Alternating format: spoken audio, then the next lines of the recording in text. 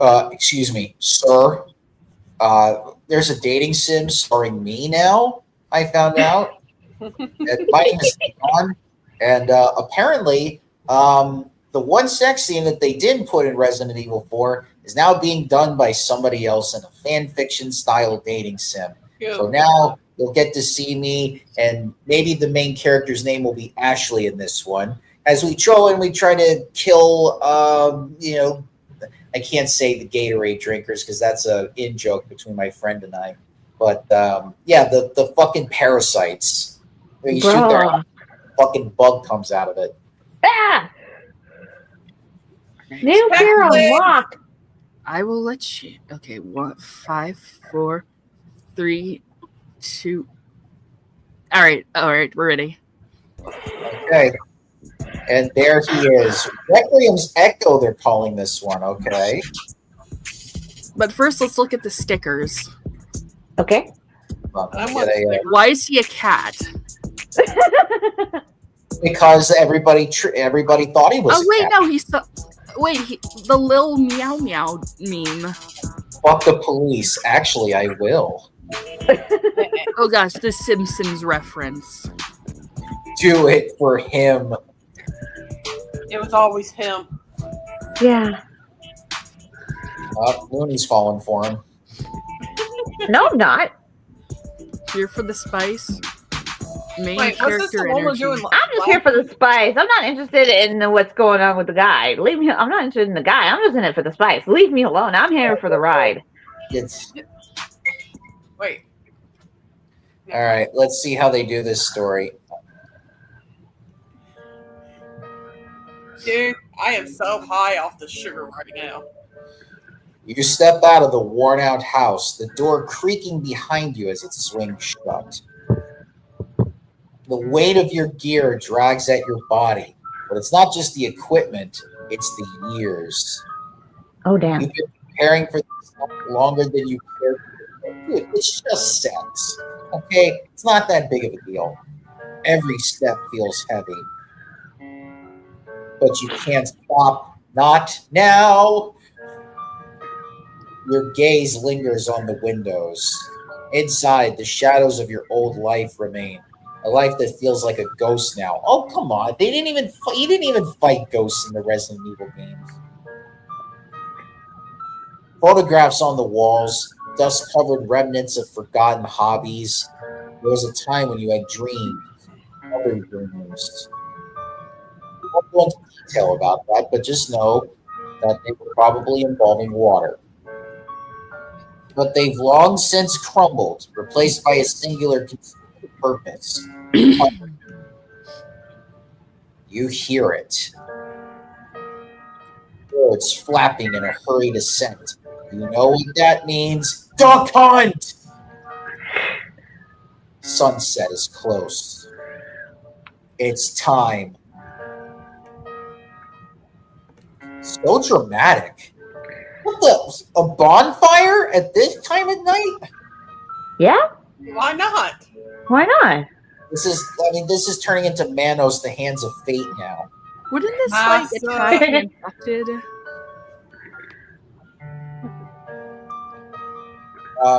Bonfire pierces the encroaching darkness, alone in amidst towering trees.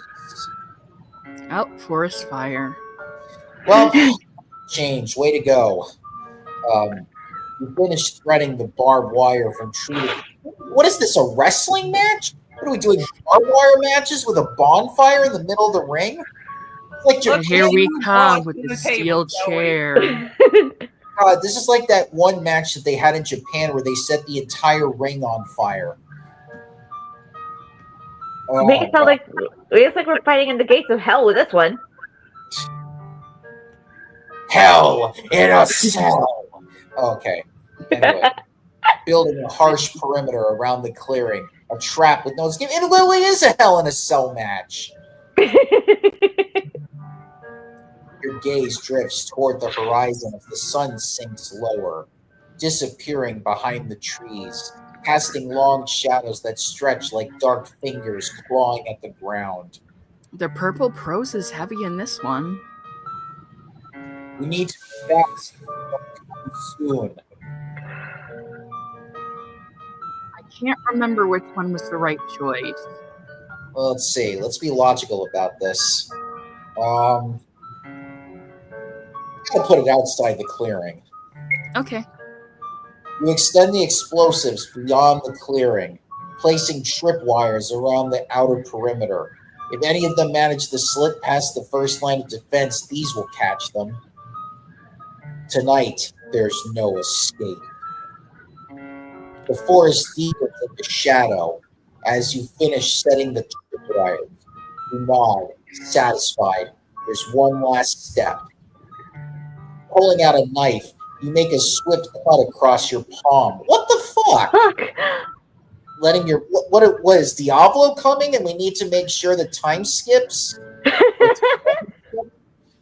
Letting your blood drip onto the soil. It's dark, almost black in the fading light. Brown drinks it up. Oh, I'm getting drunk off this blood. I'm glad. Thank you for giving me this blood. The soil. Oh god, a vampire planet voiced by Goofy. Oh god, no! I was thinking more like the mosquito. No, I was thinking more like that mosquito from A Bug's Life that drank that O positive blood. Wrap the wound with a strip of cloth, tightening it to the throb. Throb, throb, throb. You don't usually do this. They're already drawn to the living. But today is different. We need all of them to. No, this is not. Not that type of one, dude. We need all of them to go to you. Try tracking them to their lairs before. Tunnels are too winding, too deep, impossible to navigate. So instead, you draw them out. It's like they lure humans, using their scent to pull people to their deaths. This didn't happen in Resident Evil 4. It's a brutal contest of hunters. What is this? Hunger Games, but Resident Evil style? Good luck, everybody, and may the odds ever be in your favor. Fuck you, PK lady. Fuck you, Loompa wannabe. Hear that Ray Fiennes is going to be playing the Donald Sutherland's character in the prequel. I still haven't even read that book yet. I need to get around to it. And you intend to be the last one standing. Okay, now we got a last man standing match. So it's a Hell in a Cell last man standing match. How many more games have this wrestling match? This wrestling orgy hardcore match. Sliding the gas mask over your face. Oh, anarchy in the arena. Okay. The rubber pull and constricting against your skin. You settle behind a tree. Now we're getting Team Fortress 2 involved in this because now you're pyro. A sharp pang of isolation digs into you. You wish you didn't have to do this alone, but the remaining folk have changed. Oh man, why can't we be the guy that takes everyone's hat?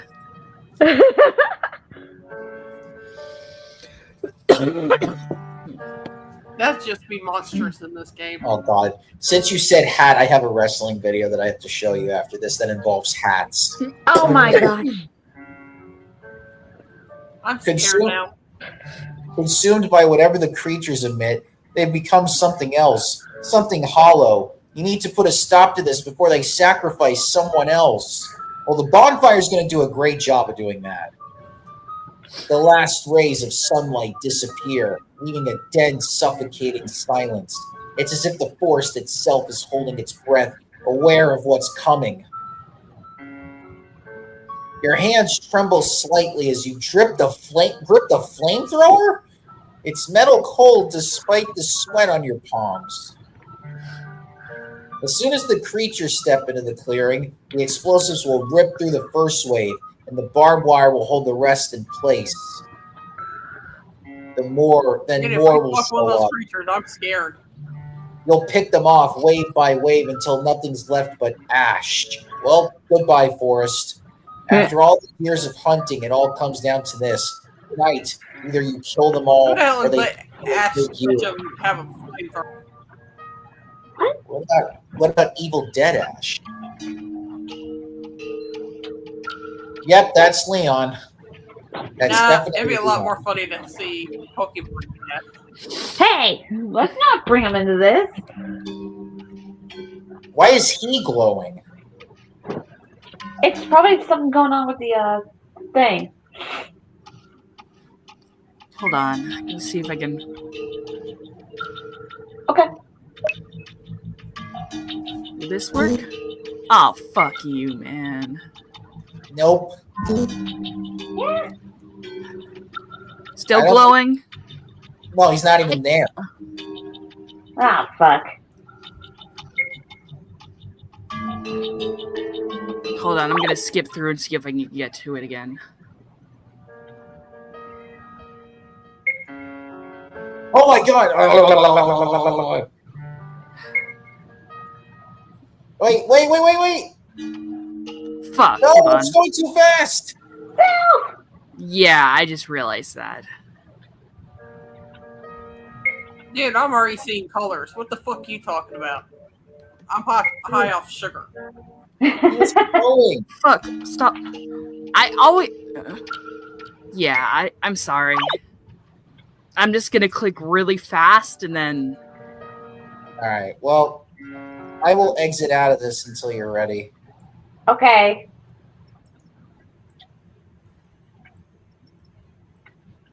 Yeah, it seems like all the hot guys start to glow when they show up on screen.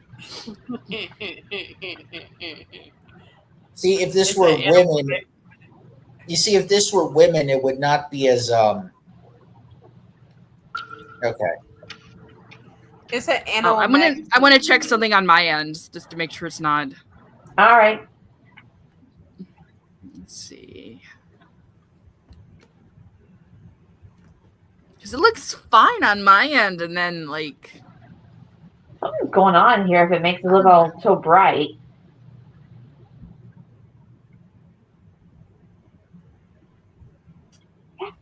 Elliot, what the fuck are you doing? Get out of my wires! Get! Elliot! Good boy. Hey, you do not bite me. That's not how we communicate. Well, cats do. Yeah. Remember, cats ain't humans. Rude. hold on. Yeah, I guess we gotta deal with him being a little glowy. Oh well. Hello. Okay. Leon drives into the city. The street's dead and abandoned. Another ghost town, courtesy of Umbrella. Okay, so there's an Umbrella reference. Great. Boarded windows, doors nailed shut, like they're trying to keep something out or in. He wonders how many more are there. He thought that after Umbrella's downfall that they had dealt with all of them, but every now and then another one pops up. He feels it, a prickle on the back of his neck. His eyes flick to a cracked window as he passes, but there's nothing there, just shadows shifting with the last light of day. Hate it when the neighbors are this quiet. The sink sun's lower? No, the sun sinks lower, bleeding orange and red across the sky. Ow, I'm bleeding. Oh, Leon, get me a Band-Aid quick. There's got plenty of bandages in that briefcase of yours. In fact, just take a lot of herbs, put them in a vial, and just give it to me. I'll heal up. Just give me some marijuana. I mean, technically, that's one of the herbs in Resident Evil 4, I believe. He sighs, tapping his fingers on the handlebars. He wanted to get there earlier, but the mission briefing dragged on, and the local cops weren't exactly helpful. They never are. When he asked if they had seen anything strange, they all gave him the same blank stare. Nope, nothing, sir. Hold on. Get out. Okay, good boy. Oh, yeah. Why is he in a fighting stance? He's not sure if they're lying, clueless, or just terrified. All three. His GPS flashes, guiding him toward the lab on the outskirts. It's nestled in the forest up on a hill. Oh no, the house on Haunted Hill. Easy enough, right? Just find the missing team, check the lab, and get out. Simple. Yeah, get out was supposed to be simple. And then the black guy was like, oh, they're taking my body parts, these fucking white people. What the hell? And then he's like, I got to kill them all to get out of here. Except it never is. Leon kills the engine? Like, die, engine, die. I hate that you were named Thomas. And swings off the bike. The silence wrapping around him. The air feels wrong. Oh my god. I'm gonna kill you, fat man. There's less carbon dioxide and more oxygen. Oh my god, Poochie. This is gonna be just like Poochie's death. There's gonna just be like pure oxygen here. Too still. Kind of stillness that gets under your skin.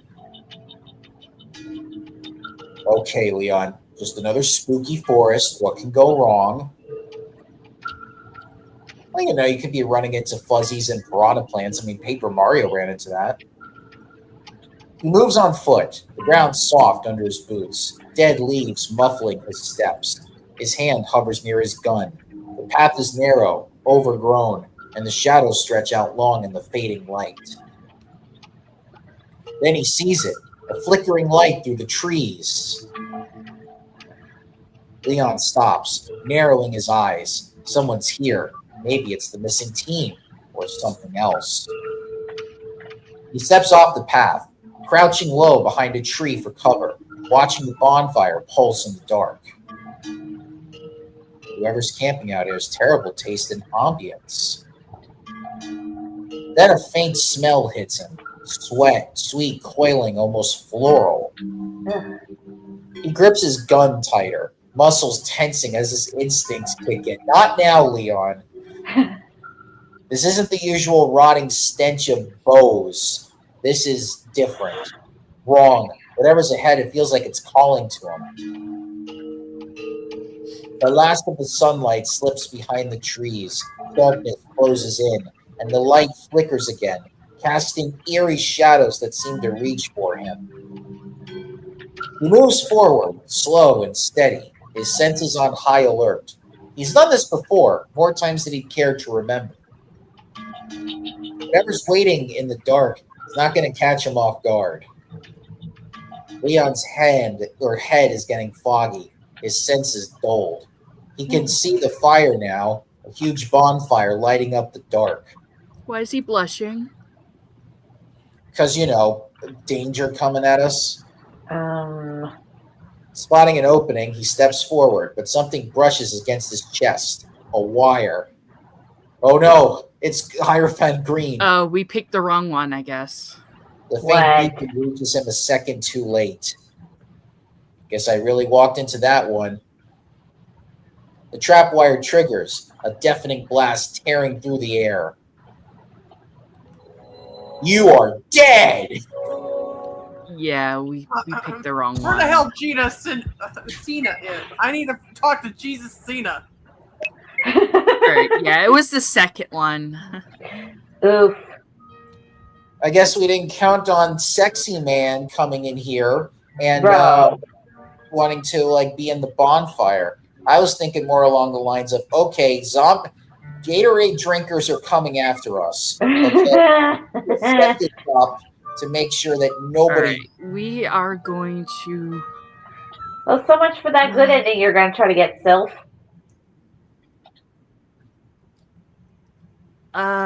Okay, I'm just gonna skip ahead. I don't know where. Okay.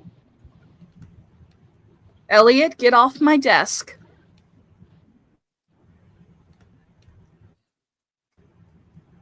Sylph is still pretty... Wow, that... Apparently, Joe, your logic on that one failed you, apparently. Like I said, I wasn't counting on Sexy Man trying to go to the bonfire. Rip. You listen. Breath Always the bonfire's fault. The forest feels suffocating, every shadow pressing in, thick with tension. A sharp creaking noise breaks the silence, the sound of chitneous legs scraping over dry bark. The familiar clicks and snaps you come to associate with creatures. They're here! They're here. Your heart pounds, and you steady your breath, the filtered air dry and stale against your lips. Fingers tightening around the flamethrower. You prepare to rise from your hiding spot, every muscle coiled. But then movement catches your eye, a figure slipping through the clearing.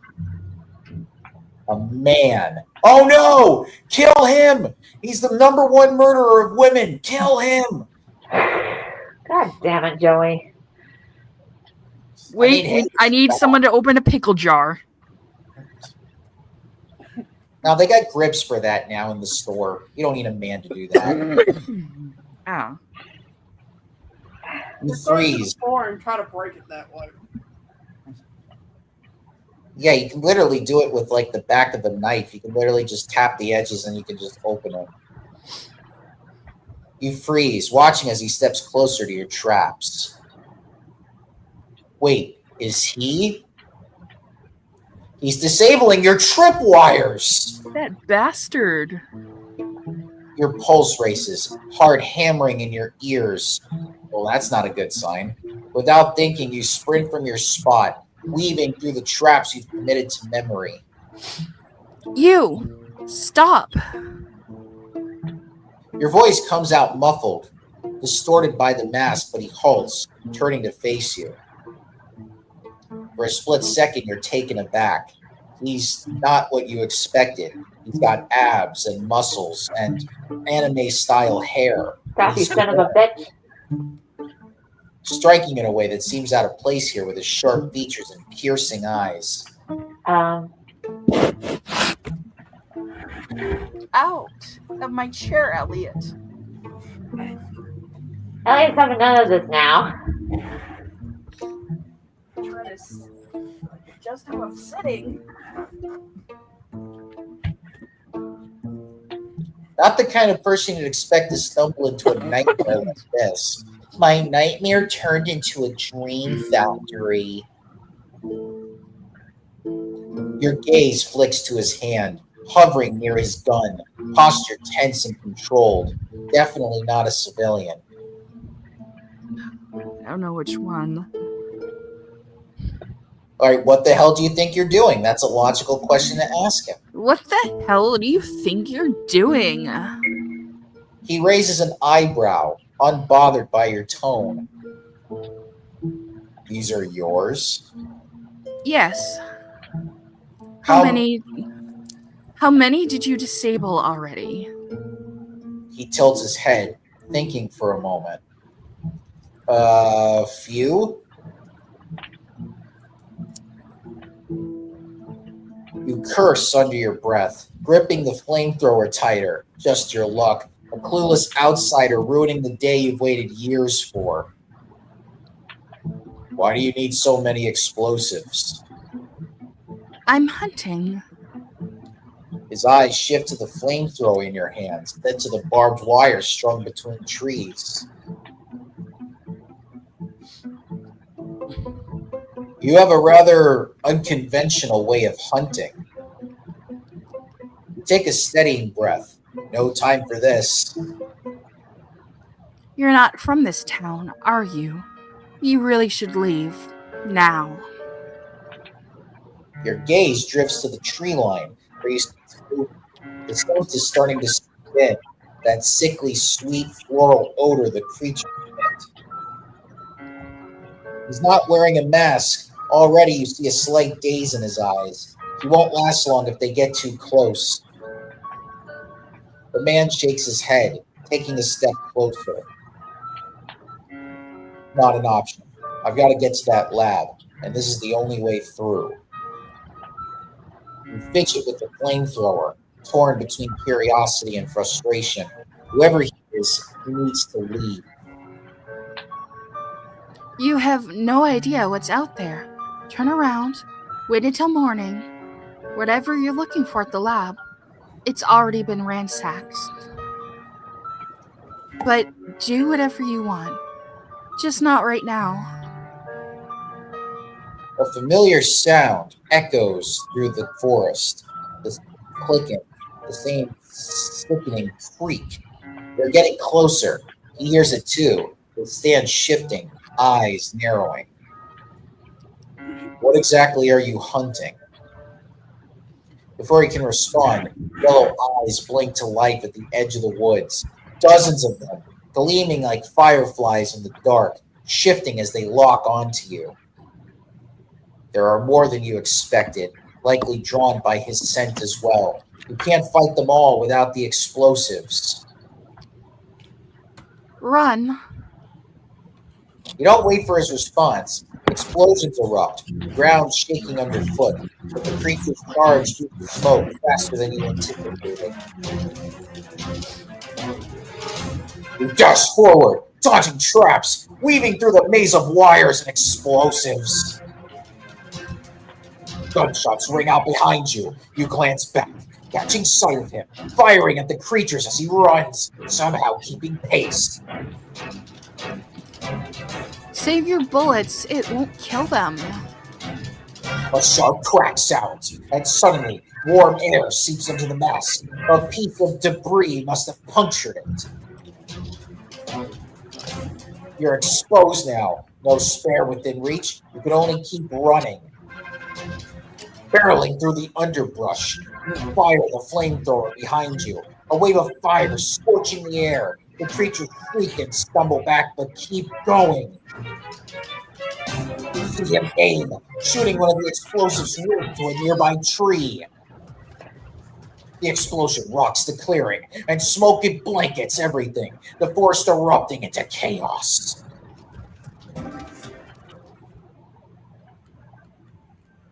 You run until you're far away, gasping as you tear off the broken mask.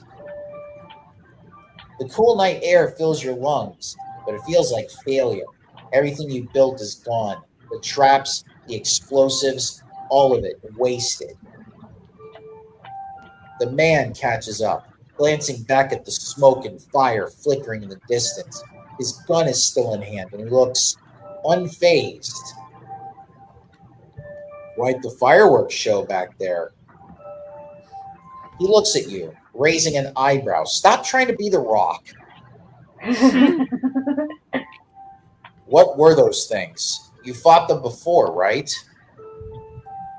Your blood boils, and you throw the broken mask to the ground. It's his fault! It's all your fault. What? I was going to kill every last one of them. I had everything set and you ruined it. You ruined everything. He takes a defensive stance, eyes hardening. Hey, I didn't know you had that place rigged to explode. Maybe next time leave a sign. You glare back at him. Leave, outsider, before you mess things up even further. It's not safe here. He narrows his eyes, looking at you with a calm that only makes your frustration flare hotter. Not for me, for you. You're going to get yourself killed if you keep this up. Excuse me? Oh. Excuse me? You're the one who almost got yourself killed back there. I'm trained for this. I can handle it. You don't know these things like I do. They lure you with their scent. You want to get to the lab now? Go ahead. But you'll end up like everyone else who's tried. Dead.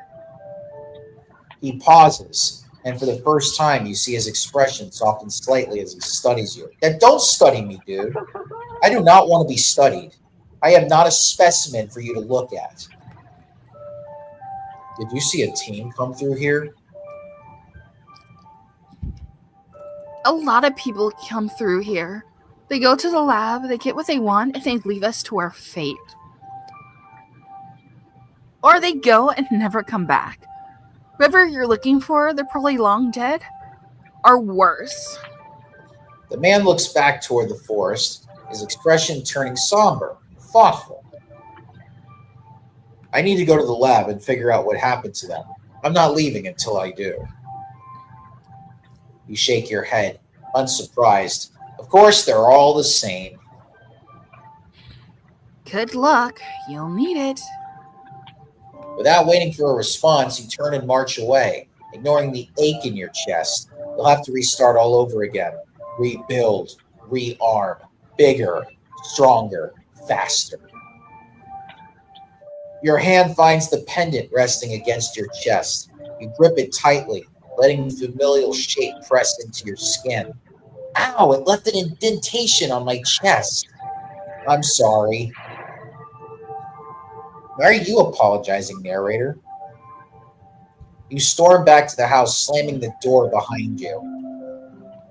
The gear drops from your hands, but you barely notice. All you can think about is him, the arrogant outsider with his stoic face. You grit your teeth. He's going to get himself killed. You know it. He doesn't even have a mask. The second he gets close to the lab, he's as good as dead. You told him to leave, warned him what was out there. If he dies, that's on him. You owe him nothing. He ruined your plan, your final chance at saving the rest of this town. Thank you. Thank you for validating me as a main character, narrator. But the thought of him stumbling into the lab, clueless, gnaws at you. Why the hell do you care? You shouldn't, because he's got abs. You don't.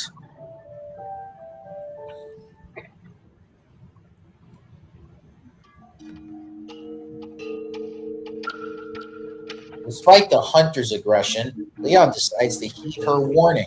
He waits until early morning before heading to the lab, her sharp words still lingering in his mind. He can't shake the thought that she left too abruptly, without giving him a real chance to help. He could have used more intel, and maybe kept an eye on her too. The last thing he wants is to watch another life get swallowed by Umbrella's mess. They've taken too much already. He shakes his head, recalling the fierce determination in her eyes, the way she seemed set on wiping out those creatures at any cost. There's no doubt in his mind that bows are involved here. He's seen enough out of Umbrella's twisted work to recognize the signs. It's almost impressive, in a grim way, that she's held her ground for so long. The lab looms ahead, abandoned and half crumbled. He pushes through the entrance.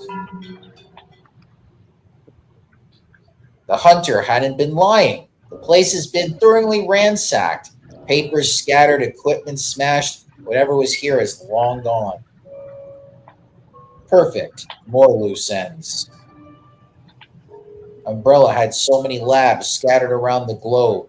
It's been nearly impossible to track them all down. Same like this one. Escaped the government's eye, but not the mercenaries. He looks around, wondering what they stole this time and what it might lead to.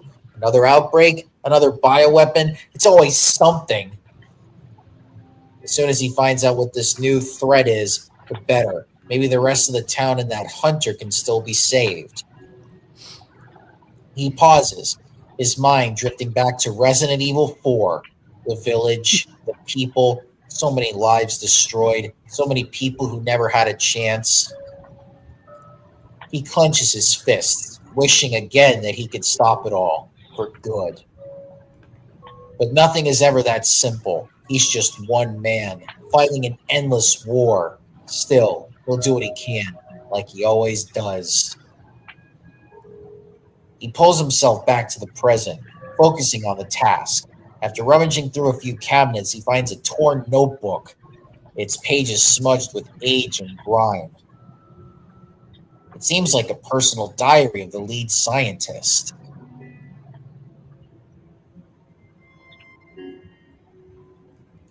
April 12th, 1988.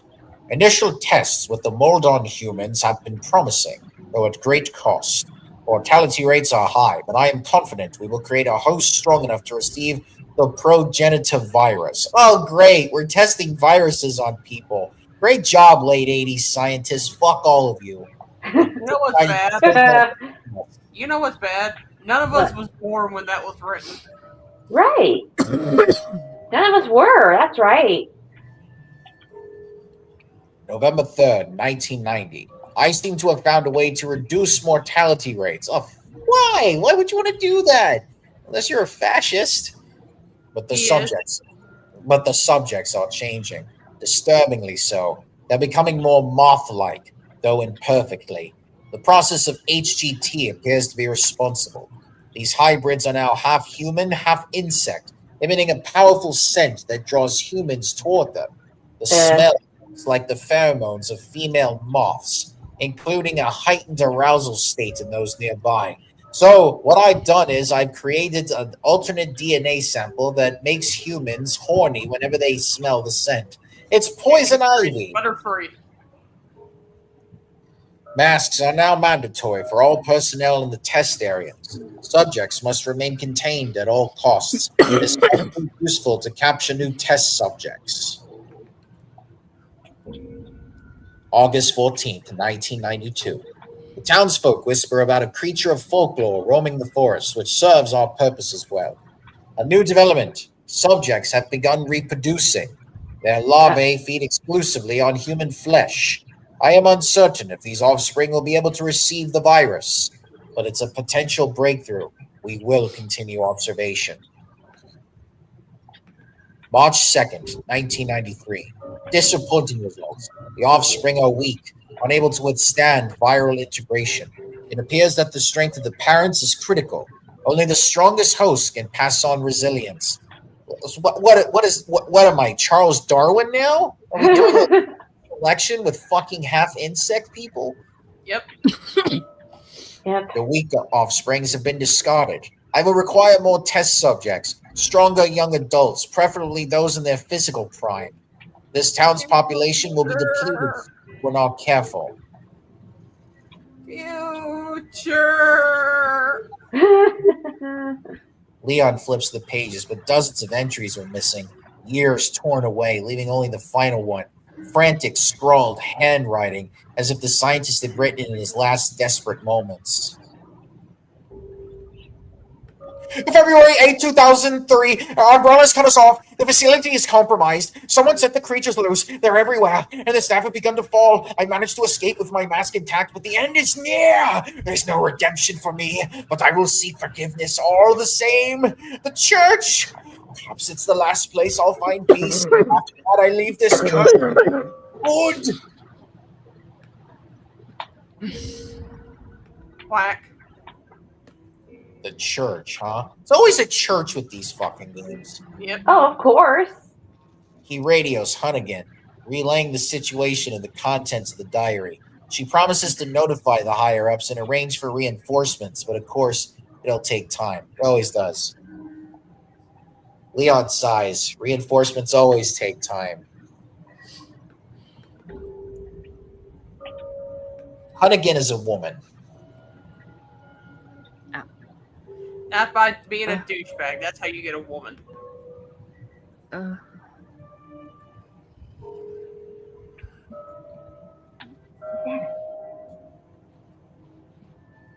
Any takers? What? Any takers? You know I'm coming down from a sugar high right now. I might as well. Maybe it'll make me focus instead of seeing lights everywhere. What is in that chocolate? Must be crack, I guess. I'll send you the blueprints when we have the file for the lab. There's mention of an underground facility. Look, like you need a key card to get in or something. Hunnigan, why do you sound like a mean girl? Understood. Thanks. Well, you're welcome. He follows her directions and finds the door to the underground section. But as she'd warned, it's locked tight. He'll need to get in if he wants to find out what happened to the missing team. Just as he's about to search elsewhere, he hears a faint noise. Then a familiar scent reaches him, sickly sweet, cloying with a strange floral edge. Didn't the hunter say these things only came out at night? Well, it's dark in the fucking building. The smell thickens, his head swimming slightly. He snaps his gun up, instincts kicking in as something shuffles closer in the dark. Yo, this rap music, and a battle. God, why is it so rap battle-y? I don't know. He fires, the gunshot ringing out, but the creature barely slows, advancing with a twisted insectoid screech. Then flames light up the room. Nope, Bernice. Pyro? Bernice. He turns, catching sight of the hunter, her face obscured by her gas mask. Relief flares up, but it's brief. Which part of bullets don't work didn't you get? Or do you just like wasting ammo? That's pretty much everybody that plays Resident Evil. Leon's jaw tightens, annoyance replacing his earlier relief. Of course, she has to make this difficult.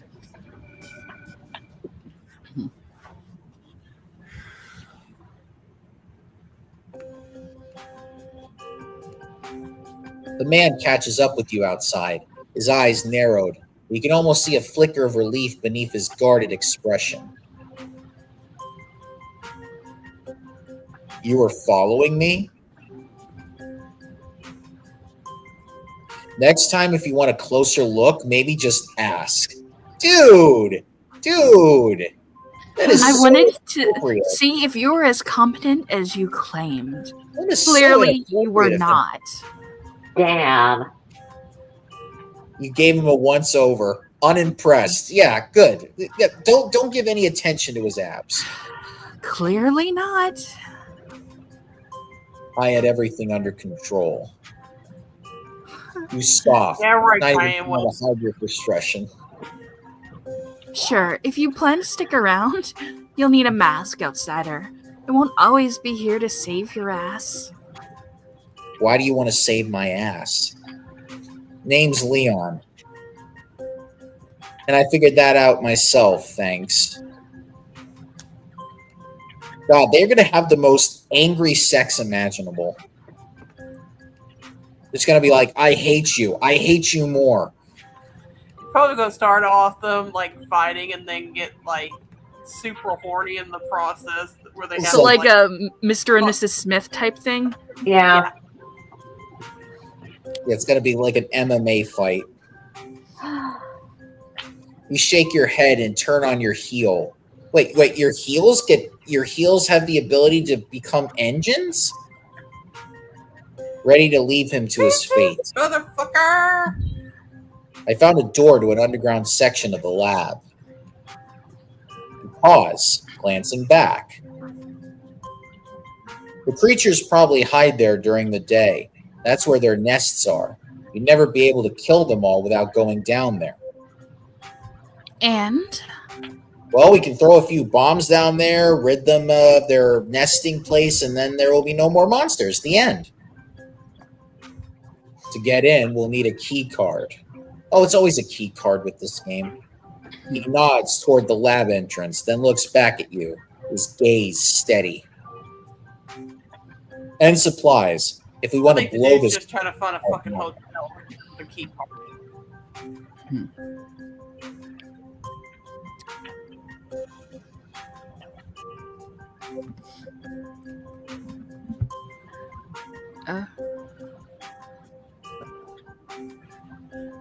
Leon! I've already said it. Oh, okay, sorry, it cut off.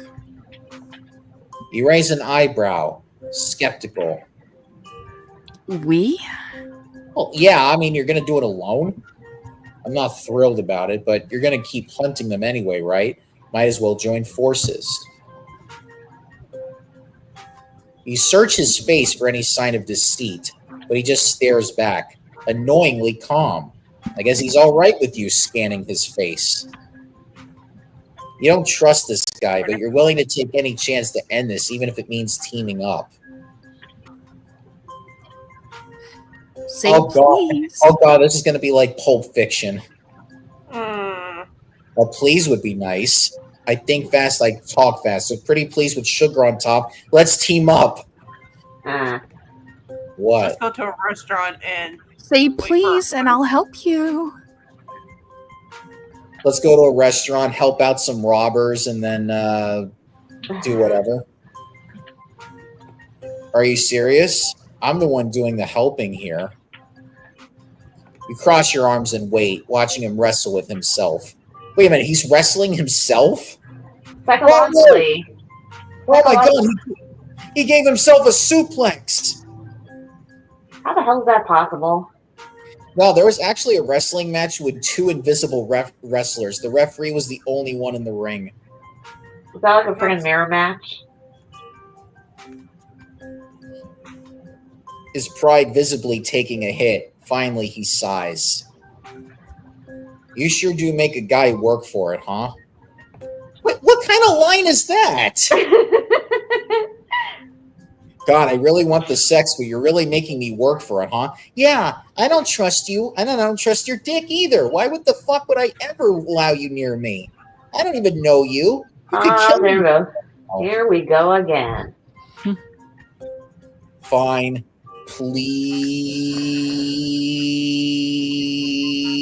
Please.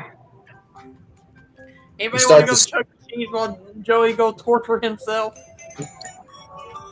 You start to smile as he completes the sentence. Please try not to enjoy this too much. Oh, I'll enjoy every minute of it. Your smile fades into a frown. Oh, trust me. I won't. You pull an old worn map of the town from your jacket. I'm the map, I'm the map, I'm the map, I'm the map. Fuck you, Matt. You got us lost in Chicago. Leon, Alright, so Leon leads in to look at the map, his shoulder brushing against yours. Hey, we are not shoulder buddies, okay? from what I've read, there's a weird glitch. If you choose the church last, it'll do something where you can't get the good ending, but each of these parts have a specific choice you have to make, and I have those loaded up on in a comment that I put in the private chat. So I might need help with referencing back to that. Okay. For a moment, you catch the scent of him. Sweat and smoke from the fight mixed with something faintly sharp like aftershave. Smoky aftershave. It's oddly distracting and you step back with a glare. Like, dude, learn how to shower. Fucking McDonald's. Here's a layout of the town. Most of the gas masks have been destroyed by the townsfolk, but we might find a few at the... You swallow, your throat tightening. fire station. His eyes flick to you, catching the hesitation in your voice. Why did the townsfolk destroy the masks? Well, you know, vampires all around the area. Memories flash through your mind of the glassy-eyed townsfolk in a crazed frenzy, their minds lost to the pheromones, the endless orgies. The way they practically worship the creatures now, like twisted prophets of some new grotesque religion. It's against their beliefs. I had a few spare ones, but they got destroyed yesterday thanks to a noisy outsider. Maybe you should have kept them somewhere safer. And maybe you should have never come here. Damn. A faint smirk tugs at his lips, his voice dripping with sarcasm. Then I'd have missed out on meeting such a charming person as yourself. Oh.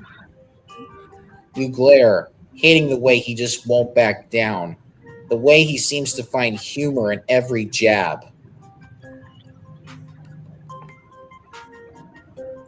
And where can we find explosives? Well, at the construction site. Don't give them any ideas. You jab a finger at a spot on the map, and the map's like, ow! Here, the construction site. There should be some left in the crates. With any luck, they're still intact. Leon studies the map with a furrowed brow, then nods. The key card is probably at the church. I found a note about it back in the lab. He looks up, meeting your gaze with that infuriating calm. You're the local. Where do you want to start? Just start here. The church's door is locked and won't budge, so you and Leon find an open window, putting aside scattered debris as you climb inside. The smell hits you immediately, thick decay clinging to the air like a warning. Your stomach twists. The interior is in disarray. Overturned pews, shattered glass littering the floor, dried blood stains smeared on the walls.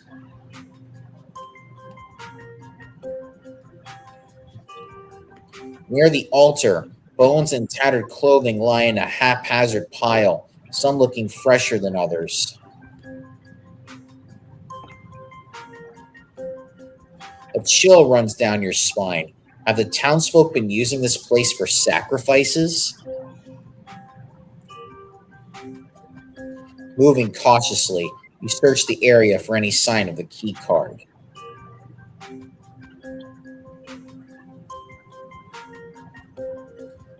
Over there.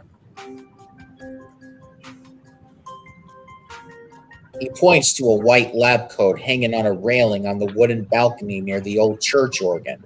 A skeleton slumps over it in a twisted, unnatural position.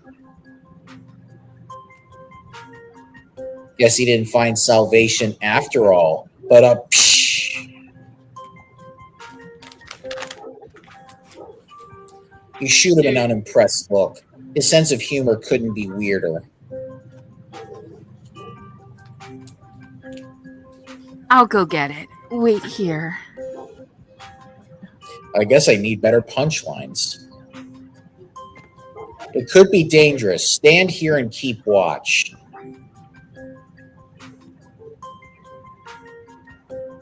A memory flashes.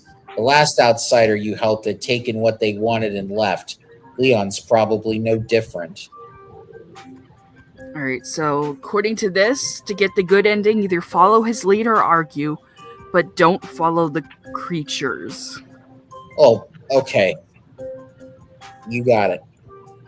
Don't tell me what to do. I bet you just want the cards you can get in the lab by yourself. I just noticed that his shirt is rippable. What about his shirt? You need to see that shirt right there? You see that, like, near his neck? That's rippable.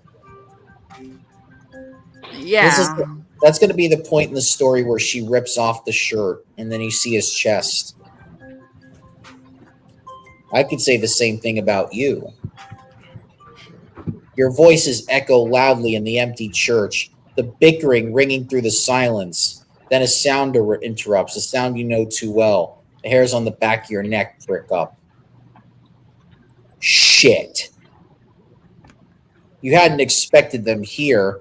Without masks, the odds are against you.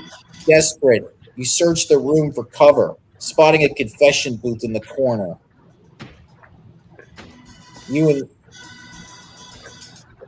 I thought someone was singing into the music. You and Leon make a break for it, nearly colliding as you both try to slip inside. I saw it first. Find somewhere else. There's no time! Gritting your teeth, you cram inside, dropping your flamethrower on the ground to make space. Well, we're probably going to be in this for a while, so we might as well hold each other. Shut up! You dig into your jacket, pulling out a packet of mothballs and scattering them on the floor. The toxic scent should mask your presence, at least for now.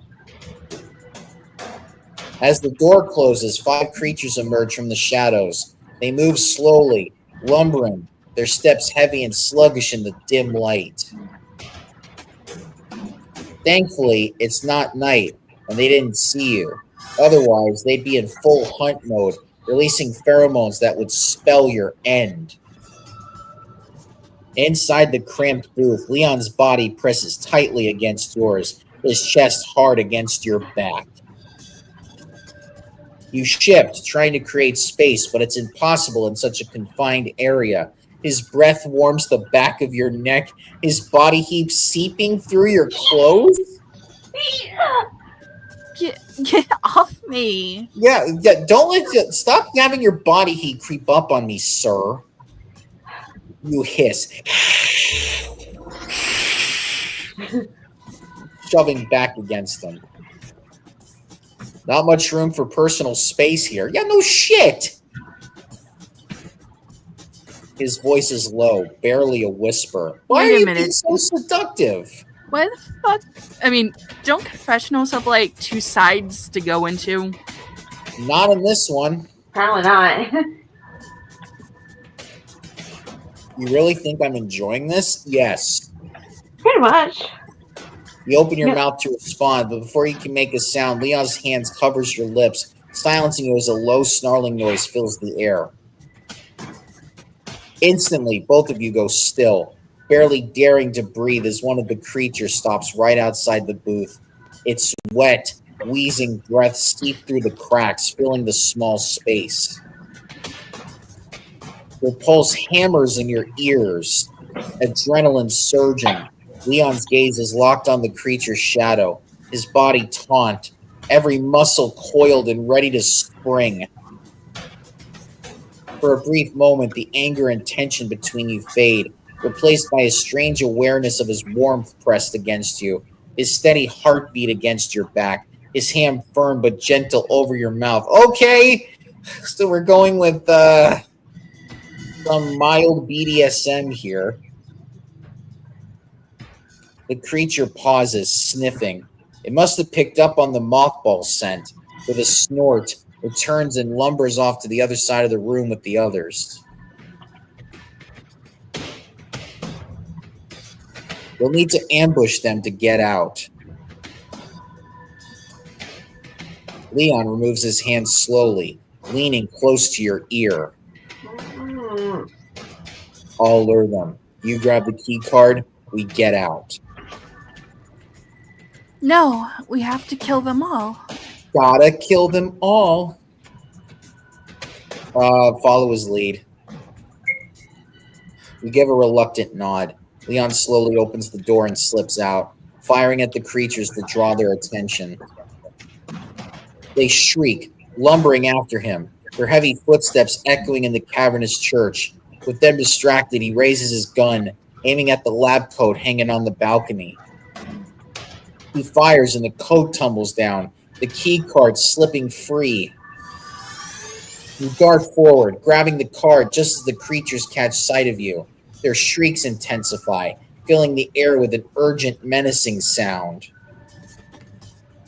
They're Heart just standing pounding. there, menacingly.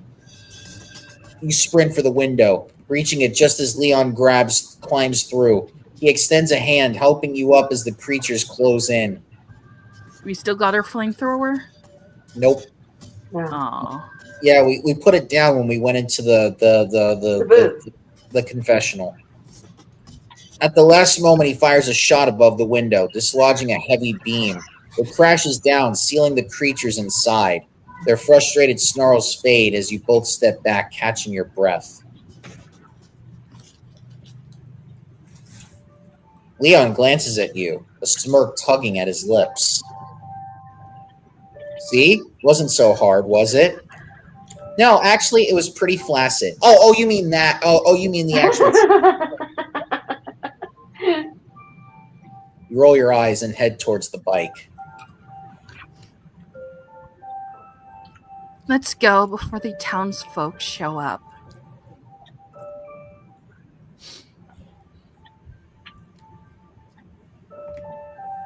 By the time they reach her house, the sky has deepened to a dark, heavy blue, and the evening chill has settled around them. She stops abruptly at her door, noticing a bloody note tacked to the wood, a smudge of crimson smeared across the words. Die? Bart, die? No, no, no, no. That's German for it. The Bart. The. She reads it with a scoff, crumbles it in her hand, and tosses it aside without a second thought. Leon glances down, catching the streaks of ink mixed in with dry blood. What does it say? She gives a dry, humorless laugh. One of the town's leaders is warning me off, saying I've killed too many of their precious creatures. They don't like the balance being disrupted. She shrugs, an edge of bitterness in her voice. They've tried to stop me before. Nothing new. Aren't they going to come after you for that? Let them try. Her tone is sharp, edged with a weariness that speaks of repetition.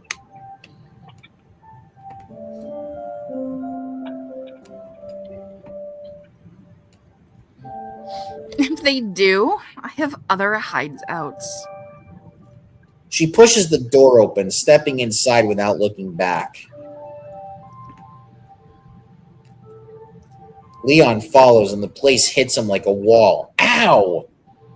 A strange, stifling mix of mothballs and plant oils. The windows sealed tightly, curtains drawn to block out any stray pheromones. As she moves through the small space, her movements are precise, each step purpose-driven.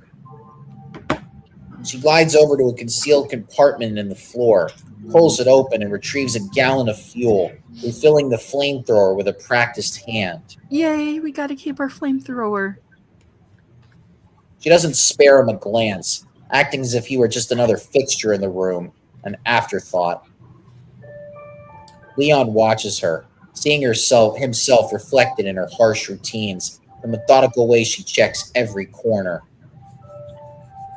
Every movement screams survival, but it's more than that. She's wrapped herself in layers of armor bound tight by invisible barbed wire, keeping the world at arm's length. He's worn that same armor himself, felt the sting of each barb, and he knows how hard it is to let anyone get close.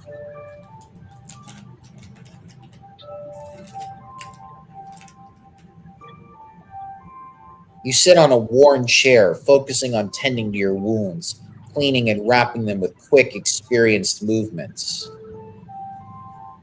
Leon is scanning your space, his eyes drawn to a small cluster of faded photographs on the shelf. His fingers hover over one of them, hesitating. When did this all start? You keep your eyes on your wound, tightening the bandages just a little too hard.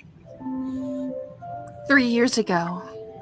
A pause. Then you add, almost as if forcing yourself to speak. The creatures have been around as long as I can remember.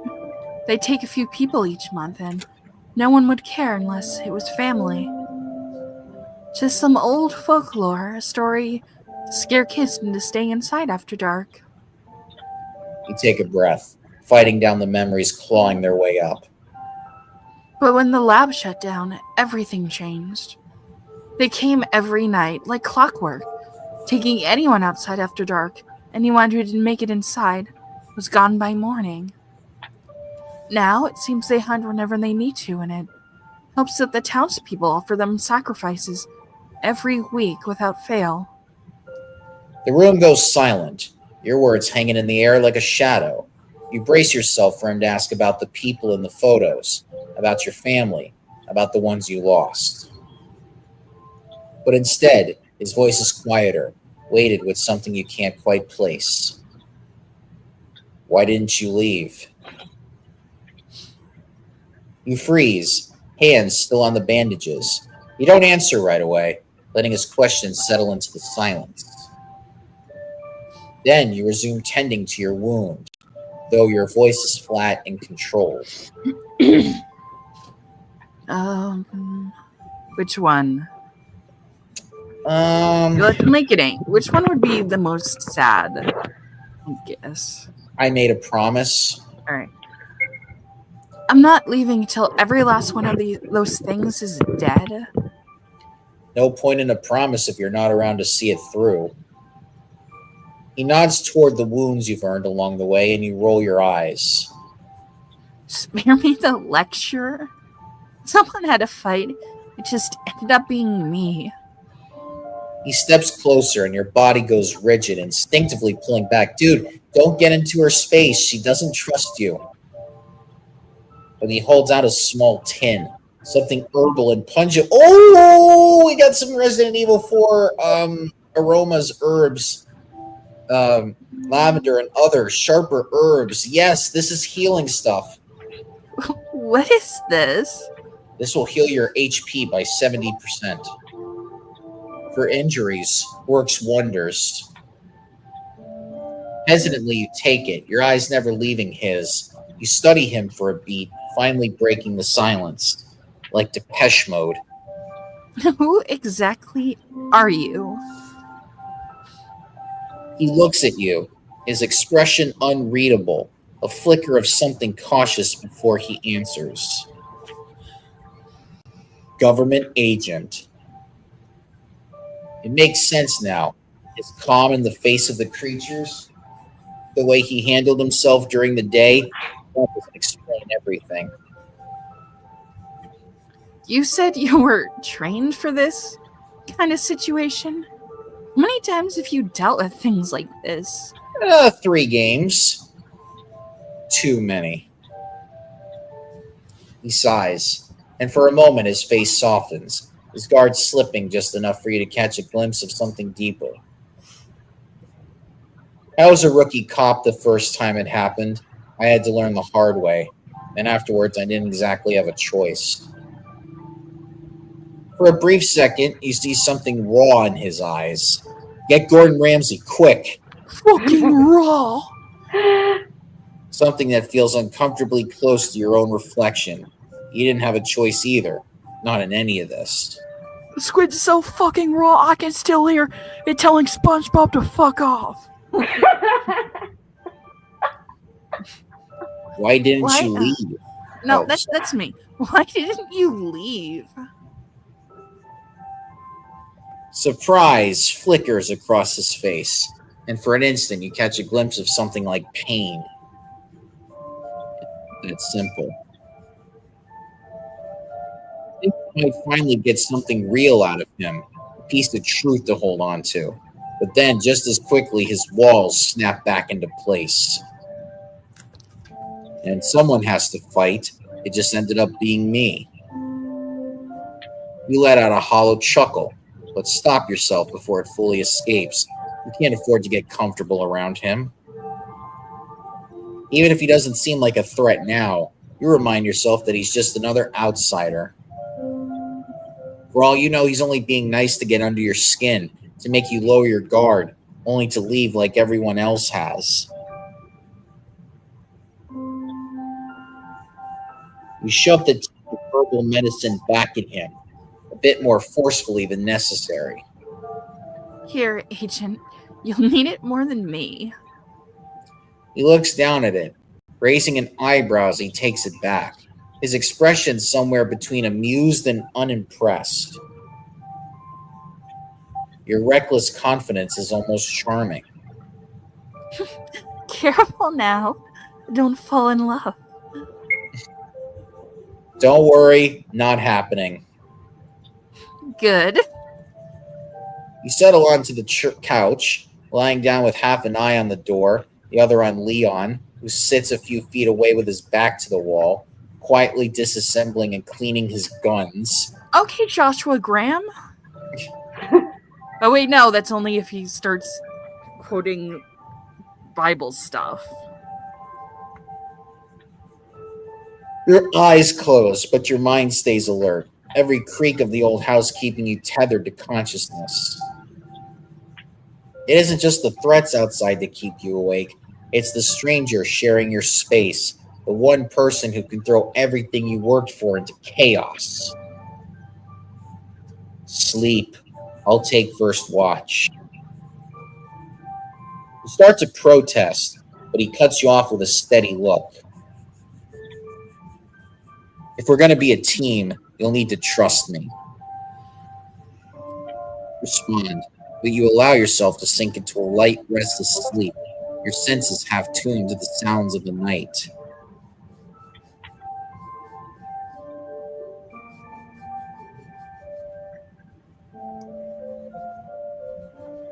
The hours stretch on, the room cloaked in heavy silence, and yet with Leon there for the first time in months, it doesn't feel quite as suffocating.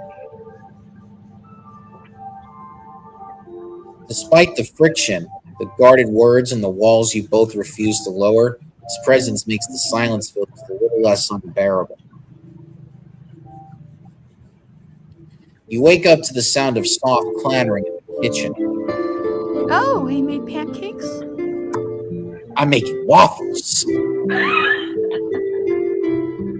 Your muscles are stiff, your body's still on high alert, and as you blink your eyes open, the scent of something cooking hits your senses, something you haven't smelled in a long time.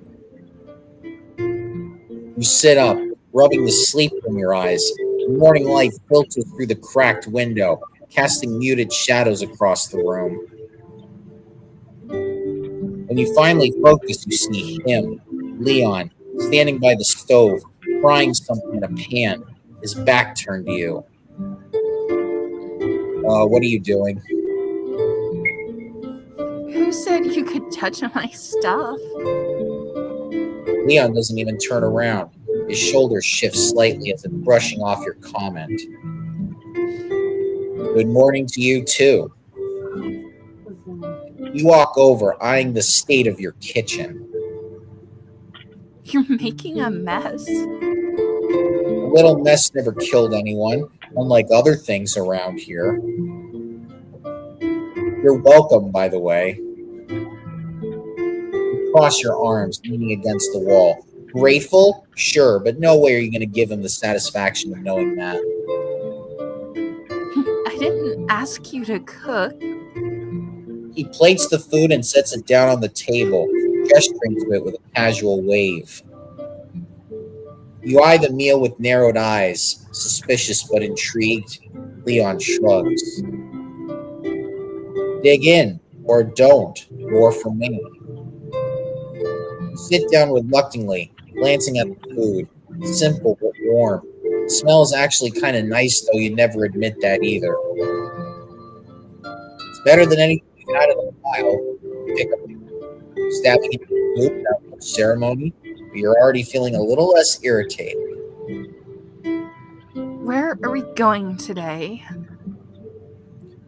You ask, trying to steer the conversation back to something practical, something that doesn't feel domestic. Leon sits across from you, shrugging his eats. Your call. Alright, so pick one. Construction. Alright. Okay, to get the good ending,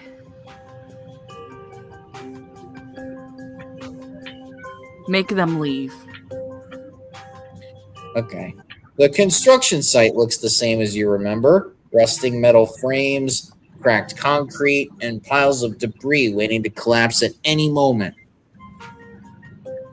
A maze of danger even before the creatures started to roam. You got most of the explosives out over the years, but there were always a few crates in places too risky to reach on your own. Maybe now with Leon's help, you can finally grab the rest. As you lead him through the sights, you feel the weight of his gaze scanning the area, always assessing, always alert. Always judging. He moves like a trained agent, calculated, confident, judging. He makes it all look so easy, like he's strolling through a park instead of a half-collapsed death trap. Then voices echo through the steel beams, faint but unmistakable. You and Leon freeze at the same time. Oh, a woman appears. Hold on. Okay. We need to clear all this junk out. He's still using these damn explosives. I don't know where she keeps finding more of them. Okay, Selma. Shit. You can't see them. You can hear their footsteps crunching through the rumble. Rumble? Rubble. Too many of them to handle head on. Tension coils in your gut as you look at Leon. He's already watching you with that annoyingly calm expression. If we want to search in peace, we need to get rid of them. Or we could just sneak past them. You shoot him a withering glare, voice dripping with sarcasm. Yeah, because that's worked so well for me in the past. These people aren't exactly blind, Leon. Getting them to leave is safer. Sneaking past them is smarter, less chance of getting caught. The air between you crackles, each of you digging in your heels, neither willing to back down. Yeah, we gotta make him leave. Go talk to them. What? Me? Yes. Tell them you saw a woman in the forest with explosives and you came to warn them. Leon gives you a look, somewhere between skeptical and annoyed. What? You think I'm some kind of actor? You already acted like a clown half the time. Shouldn't be too Dude, hard. damn. He rolls his eyes, muttering something under his breath, but after a reluctant Damn. he disappears into the shadows. You stay back, listening to him spin the tale you fed him. His voice is low and steady, just convincing enough. Before long, hurried footsteps echo through the construction site as the townsfolk move off in the direction he pointed them. Leon reappears, looking surprised. They must really hate you. Ready Right. to admit my plan was the best? It wasn't that bad. You blink, momentarily thrown. Did he just give you credit? Well, don't get too generous with the compliments. Now you ruined the moment. The ghost of a smirk tugs at his mouth, a flicker of something almost playful in his eyes before he jerks his head in a silent gesture to keep moving. You lead him deeper into the site, stepping carefully over the broken concrete. When you reach a ledge, he steps forward, offering a hand. His grip is strong, steady, and you find yourself momentarily struck by the warmth of his skin against yours. Not again. The crates are over here, but don't get too comfortable. The scaffolding is a mess. One wrong move, and you'll be buried. Got it. Falling debris. Just another Tuesday. Yep.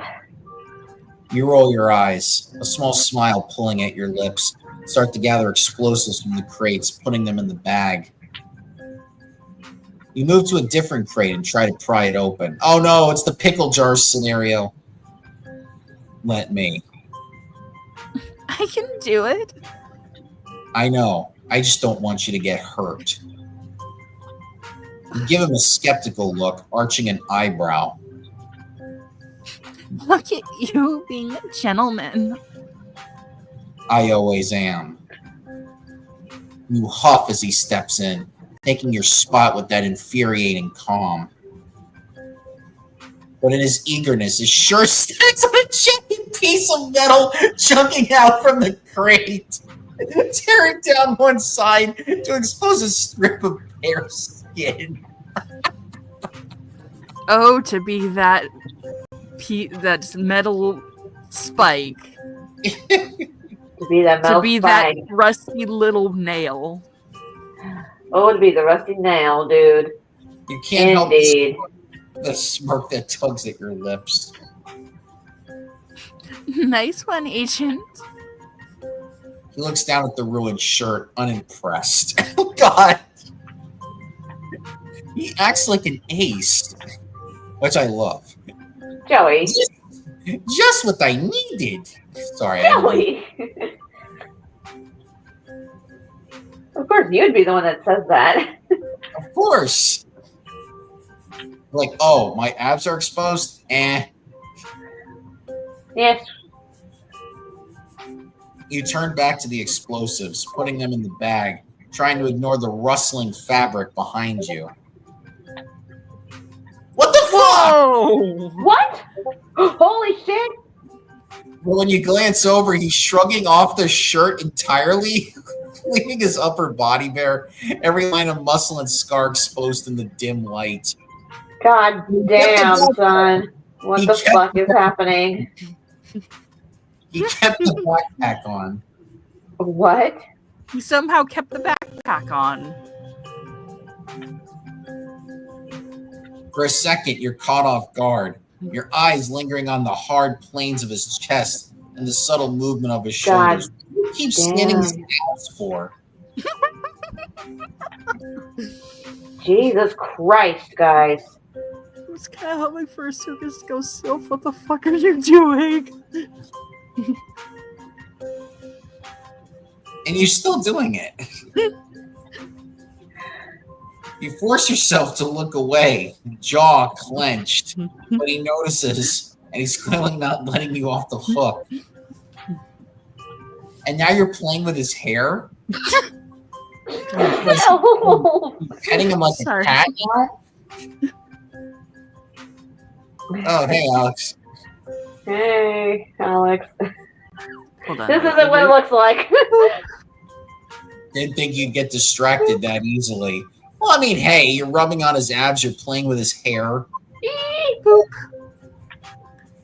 and now you're playing with his nipples. Okay. No! Look, No. no, I'm booping his nose. No, that's also nipples, too. You clench your jaw, willing your pulse to steady. Hello, whoever's there. This isn't what it looks like. I'm just wondering if you plan on strutting around like that. We're here for supplies and not a show. Well, we're here for fireworks. Well, there are fireworks going on right now, y'all. Chuckles, tossing the torn shirt aside with a smirk. As much as you love that, I've got a spare on my bike. Well, then put it on! Unless, of course, you want me to stay like this. Without missing a beat, you raise an eyebrow, leaning in just enough to make him hesitate. And what if I do? All right, I'm putting my shirt on. He Please. blinks, clearly not expecting that. You let a small, mocking smile slip through before pulling back. Relax. I'm messing with you. If I'd ever want that. Let's go. Lies. All lies. He grabs the bag from you, a hint of a frown creasing his brow as he mutters under his breath. Fuck, fuck, fuck. Could have fooled me. You roll your eyes, turning on your heel and heading toward the bike. But as you walk, you can feel his gaze lingering on you like he's trying to puzzle something out.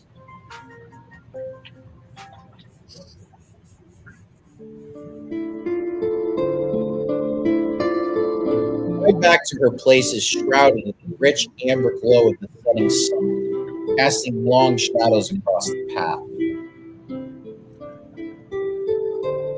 Leon tries to focus on the road, but it's hard to ignore the warmth of her thighs pressed against him. What? Oh. The way that her grip tightens every time they hit a bump. Distracting and an infuriating impossible to ignore about it. As they near her place, he spots a small group gathered on a street corner, their voices low but thick with tension. She taps his shoulder, signaling for him to stop. They both listen, half hidden in the deepening shadows. A woman appears again. Wait, I think this is the one I did. Bodies in the forest. She's done it again. She needs to be stopped, isn't that right, Selma? That's right. We need to stop Homer. Leon's gaze shifts, taking in the bruises and scars wrapped around the group's wrists, legs, even their necks. Dark marks that look like chains, binding them to something unseen. He'll get what he deserves soon. He glances back at her. She rolls her eyes, unfazed by her words. But he doesn't miss the way her hands clench the handles by the bike seat, knuckles turning white. Eventually, the group disperses, and Leon nudges the bike forward, riding it through the empty streets as dusk descends around them. Silence stretches between them, thick and charged until he breaks it. What's with the scars? She's for a moment, keeping his finger on the wall, her voice dropping to a low, almost resigned tone. They tie themselves down when they breathe in the creature's scent. Keeps them from wandering into the woods and getting killed, but the aphrodisiac effect still lingers.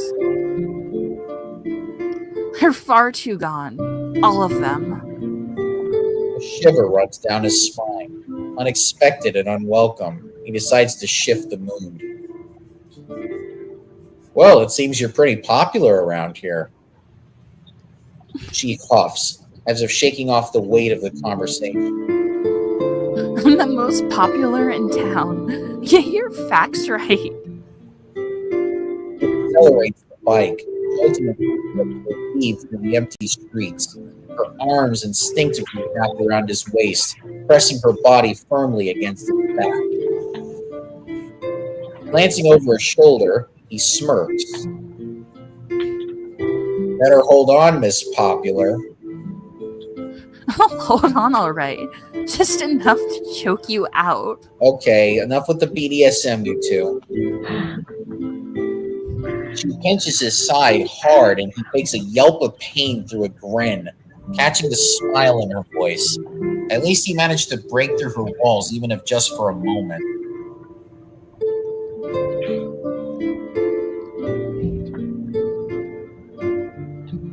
You sit on the floor, turning your focus to your bandages. Leon managed to lift the mood a little on the ride back, but the heaviness still lingers. Sadness twists in your gut as you remember the faces of the townsfolk you once knew. People who had welcomed you. People whose stores you'd visited. Whose homes you'd seen with your family. Now they're hollow, driven only by the urge to kill you. The memory hits hard what you like. You reach for a spot on your back, where an old wound has started to ache, maybe opened up again. But you can't reach it. Cursing softly, you drop your hand, feeling both exhausted and helpless. Leon moves closer, crouching beside you. His face is unreadable as his gaze shifts to your wounds, something unspoken flickering in his eyes. Can I? Go ahead. That didn't even need a second. You hesitate. That mix of bone-deep exhaustion and something deeper, something harder to name, unsettling you. And after a beat, you nod. His hands move to your back. The press of his fingers, steady, careful. That touch is firm yet gentle. You feel the warmth of his fingertips, the weight of his focus, and you flinch, unprepared for the unexpected tenderness. What is this, foreplay? A lump rises in your throat. You realize that it's been years since anyone has touched you like this with such care. It hits you harder than any wound could. Oh, what the fuck? Did it hurt? No. You keep your gaze fixed ahead, focusing on the sharp, earthy smell of the herbs rather than the heat of his hands on your skin. But it's impossible to ignore him completely. He asks where the space gauze is, or spare gauze is, and you mumble its location, barely aware of the words leaving your mouth. Space gauze? I've read it as space gauze. Kaito's bandages? The bandages made for Kaito? Maki, if you go check in the corner, you'll find my space gauze. I hurt myself today, so please use this to help me out. When he finishes, his thumb lingers, What the grazing hell? his skin as if he can't quite bring himself to let go. What the hell was that? Your pulse races, an involuntary What the reaction fuck? to the certain he feels under his fingertips. Damn it. The realization snaps you out of it, and you push yourself up quickly, turning to face him. Thank you. Thank you. The words die on your lips as you catch sight of him, a half-formed laugh bubbling up his head. Leon tilts his head, confused. What happened? His hair is tangled with cobwebs and bits of dust, probably from when he reached up for the gauze. You try to hold back your amusement, but it's impossible. Nothing. Spider boy? Spider boy, about to weave his webs. Leon's hand immediately goes to his head, fingers brushing through his hair. Just the look I was going for. Dungeon shit. Your laughter spills over, breaking the silence. There's too much webbing, and he can't seem to clear it.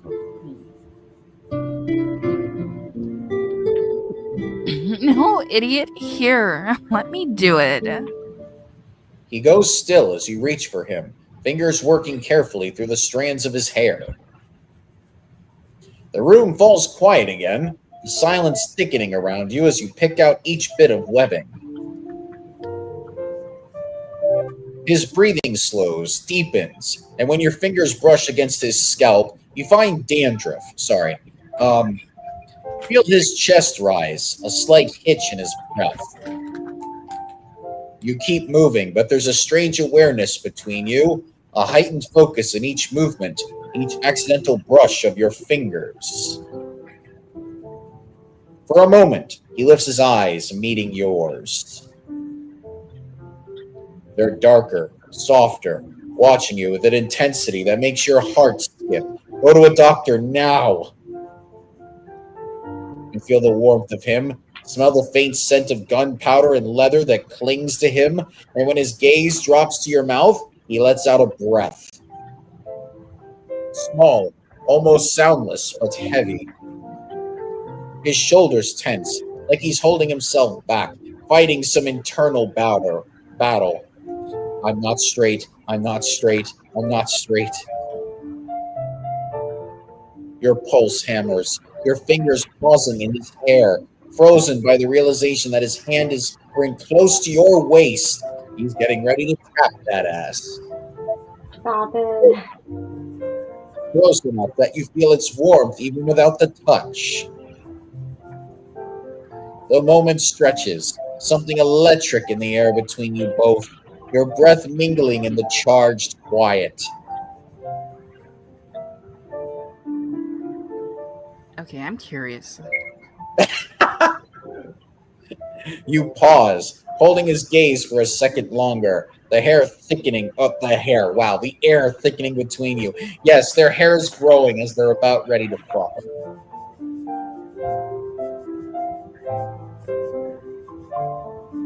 Leon shifts, blinking as if breaking a spell, then shakes his head, taking a half step back, his eyes darting everywhere but at you. But must not look at attractive woman. Not must not look at attractive woman. No, What the actual hell? I'm gay. Okay, I am 100. I am 100% gay. Okay.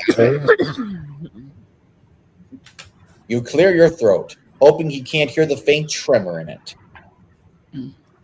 I'll take first watch tonight. You should rest. He watches you, almost as if he's about to argue, but something in your expression, or maybe in his own exhaustion, stops him. He gives a small, reluctant nod, then settles down on the couch. You watch as he finally lets his guard drop, even if only for a moment, his shoulders relaxing into the cushions on his eye and as his eyes fall shut. You glance down at your fingers, the tingle lingering, reminding you of the warmth that's still caught between you both. What is it, bud?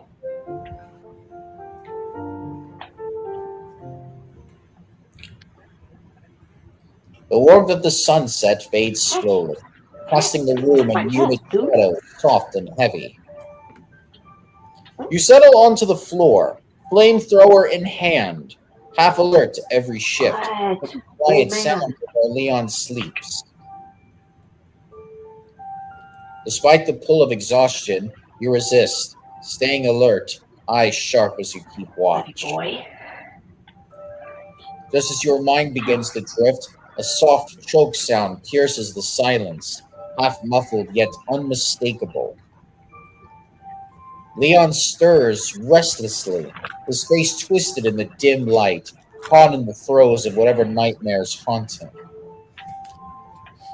The faint, pained sounds feel like a punch to the chest, striking too close, and you can't bear it. Without thinking, you cross the room, sitting beside him, and place a hand on his shoulder, gently shaking him awake. Leon, wake up. His eyes fly open, wide and unfocused, his gaze meeting yours with a mix of fear and confusion. His breath is uneven, and for a moment he doesn't move, doesn't speak, as though he's still trapped somewhere else. Slowly, his gaze sharpens, taking in the familiar surroundings.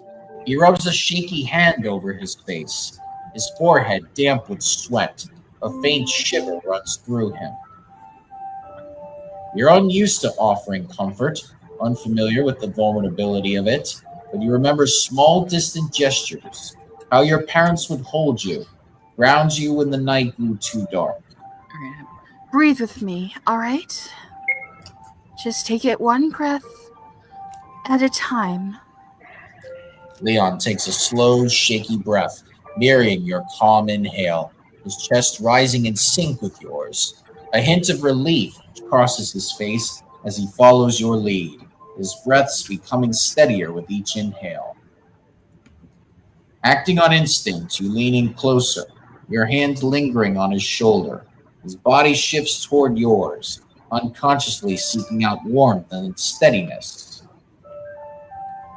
He presses closer, his hand finding its way to the small of your back, his fingers flexing as if searching for something solid to hold on to. Why is he blushing? Because, tightness and closeness. It's too much. I know. I don't know what scares me more, the things I've seen or the idea that this might be the rest of my life. I barely remember what normal even feels like. Without thinking, you pull him in tighter, committing the feel of his warmth and the steady press of his weight against you to memory. I get it. I wish I didn't, but I do. He hums softly, a sound halfway between relief and resignation, his tension helping as he lets himself lean into you.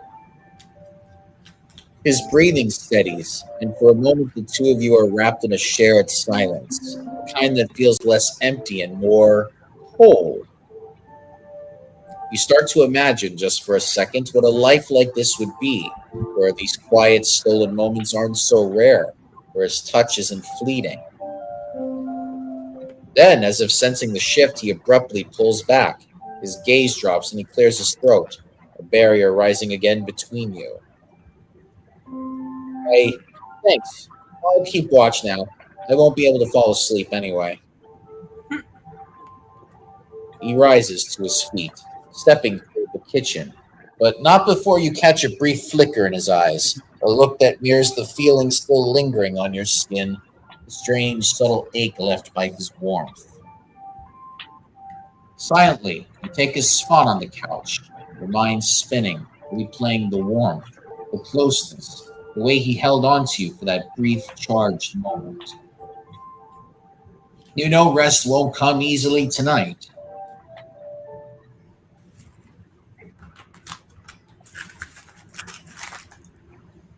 He watches her as she sleeps. Creep!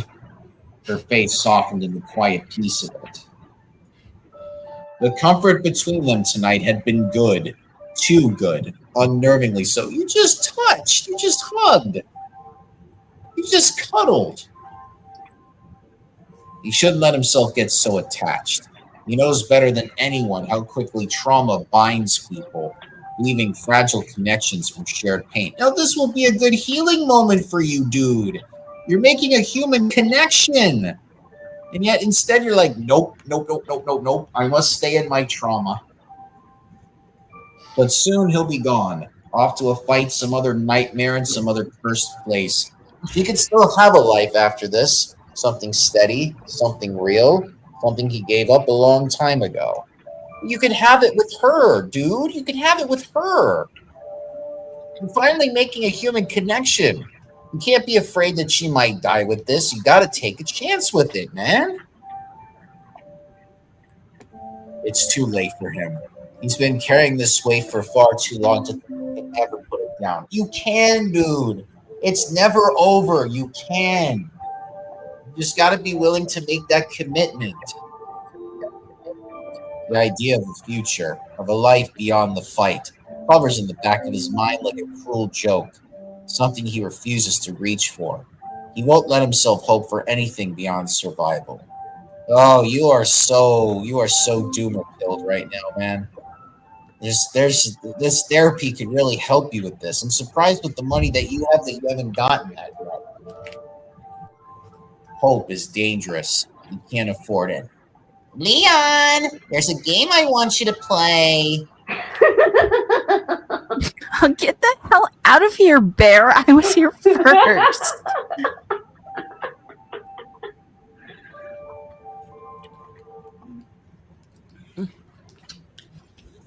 All right. Well, this would be a good time to stop. Oh my god. All right, I'm gonna make sure it's saved. Yeah, it's saved.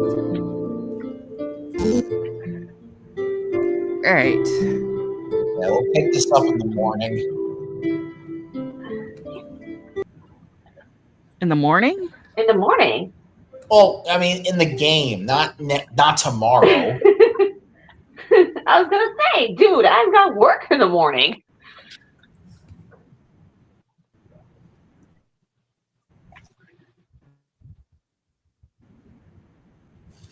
Well, yeah, that was Something. okay.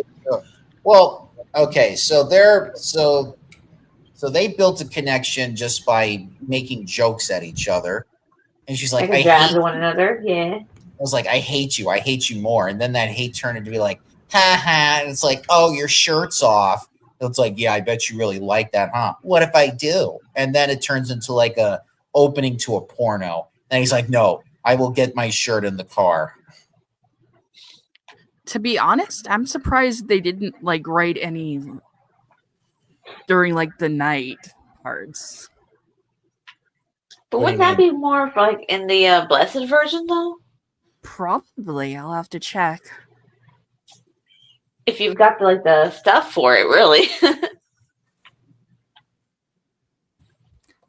Oh, okay, yeah. Full Blessing includes 2 additional animated scenes. And it wouldn't really make sense to put those in the blessed version, though. Yeah. They're just cuddling. I mean, it's not. I mean, they don't really show anything like exotic.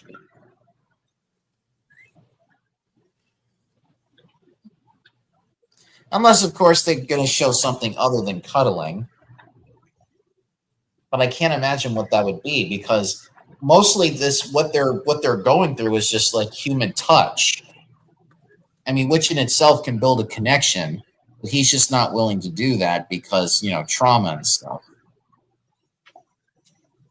But this is like the first person that he's been like engaged with. Not like engaged in like a marriage sense, but I mean like No, I get what you mean. We get it, dude. but it's just a matter of him just like I said, he's just not willing to open up. I mean, eventually he will when the sex starts, but even then, I think like it will just be a fleeting moment with him, and he'll be like, "I regret the sex. I shouldn't have done it. I've gotten too connected to you, and now I'm afraid I'm going to lose you, and then my trauma's going to kick in again." And then she'll be like, "It's all right.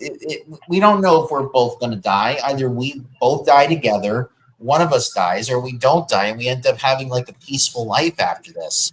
You got to take that chance." And he's like, "No, no, I can't hurt myself anymore. I've already hurt too many people. I've already lost too many people as it is."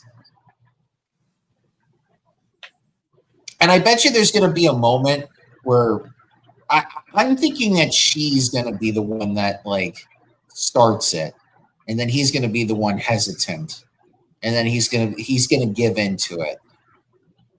That's my guess. Give into it like some sort of post-nut clarity. Kind of. I bet you she'll be the first one to make the foreplay move, you know? And then he'll be like, "Are you sure?" It's like, "No, I shouldn't."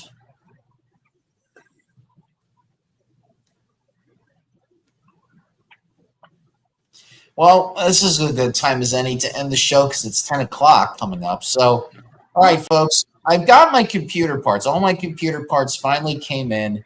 I got to measure out my wall this weekend since it's Memorial Day weekend. I have 3 days off. So I got to measure my room, see how far because I got to get a new computer desk because I got a 27-inch computer monitor. So I have to get a new desk with a new computer chair because this computer chair is about to be destroyed. And then... Dude, how long have you had your chair? He has a 27-inch dick for a second. What? What did you I say? thought you were about to say you have a 27-inch dick for a second. Trust me, I do not want one.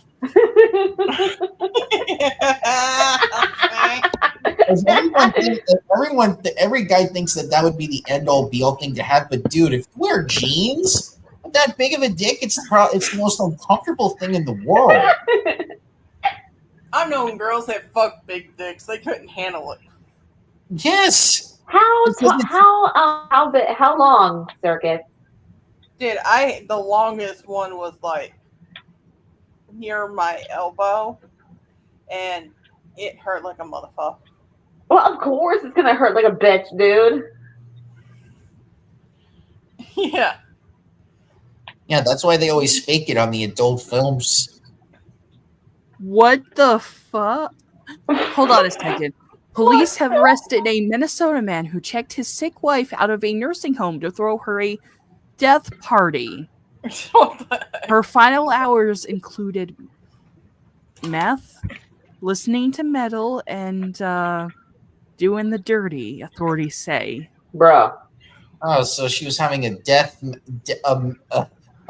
metal sex party. Well, before I die, I want to have the biggest orgy ever, like we did back in the 80s, my love. Bring on the meth, my honey. And the cops are like, "Okay, I've seen it." And the cops are like, "Okay, I've seen enough." They come in, grandma's covered in honey and whipped cream. Both of them are fucking Bon Jovi. It's like that one Circus. One Simpsons episode. It's like, "It's all right, Lou. It's all right." Oh God! Oh no! Seriously. Literally, they were dressed like they were back in the fucking 80s. All right. Well, we can end the show here and talk about this after the show because now we're Good Lord. Remember, kids, live life to the fullest, or else Granny ain't gonna smooch you on the cheek no more. We're giving the person that does these dating sims like extra content for them to do like a funnier dating sim with like this. Oh God. Can I ask something of the owner who make these things? There's some gay ones. I would like to see some gay couples. Oh, might be coming up next. The Patreon supporters are part of the process. So is it going to be AI or Yuri? I don't know. We'll cross that bridge when it comes to it, I think. Alrighty. Well, until that time period, do all the algorithm shit. Hopefully, come and haunt you in your dreams. but we gotta, and I gotta find out exactly when this computer is going to get built. It will happen during the summer, so my friend's got to come over and build it. But until that happens, I got to do everything still on my laptop for 1 week or 1 day a week now. But anyway, good night, everybody. We're gonna head off. We'll see you next week, and we'll hopefully see what happens with. So bye. Everyone take care. Bye. Sorry on it.